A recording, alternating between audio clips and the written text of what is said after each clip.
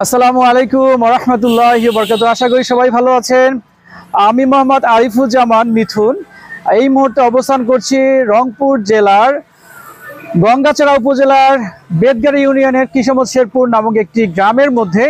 এখানে একটা অনেক বড় ইতিহাস, এটা অনেক বড় বটগাছ, যে বটগাছটির জন্ম আজকে থেকে 3 থেকে 400 বছর আগে। অর্থাৎ যারা এই বটগাছ লাগিয়েছিলেন তারা কিন্তু তাদের 3 প্রজন্ম 4 প্রজন্ম কেউ কিন্তু নেই।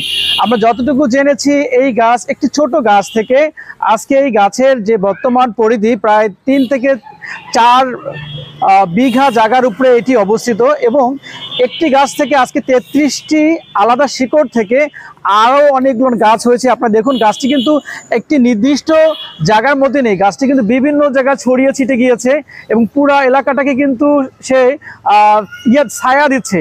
অর্থাৎ একটা বট গাছের যে কার্যক্রম সেটি কিন্তু আমরা দেখতে পাচ্ছি যে একটি গাছ থেকে আজকে কতগুলো শাখা প্রশাখা পুরা এলাকাটাকে কিন্তু নিয়ন্ত্রণ করে রেখেছে।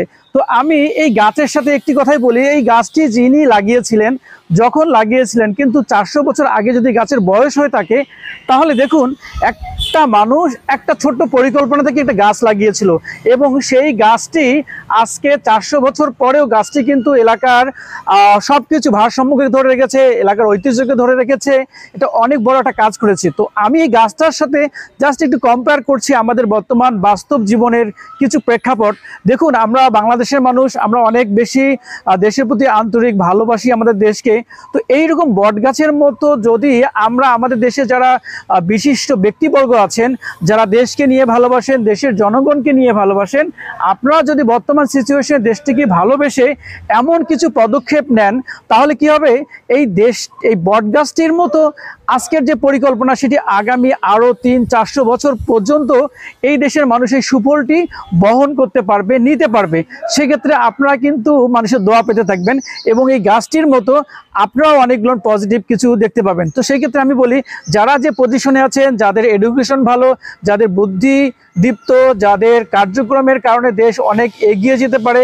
এই দেশ স্বাধীন হওয়ার পরে অনেকগুলো নেতাকে আমরা পেয়েছিলাম, তারা তাদের সময়ে বিভিন্ন পদক্ষেপ নিয়ে দেশটাকে কিন্তু এগিয়ে নিয়েছেন।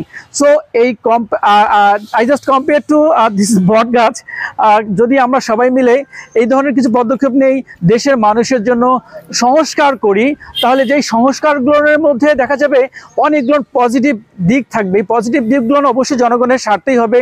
দেশের প্রশাসন জনগণকে সাপোর্ট দেবে, দেশের জনগণ প্রশাসনকে হেল্প করবে, অন্যায় কমে যাবে, দুর্নীতি কমে যাবে এবং দেশ কিন্তু আমাদের ধীরে ধীরে অনেক ভালো জায়গায় চলে যাবে। এই বটগাছটি কিন্তু আমাদের বাংলাদেশের মধ্যে এই ধরনের বটগাছ হয়তো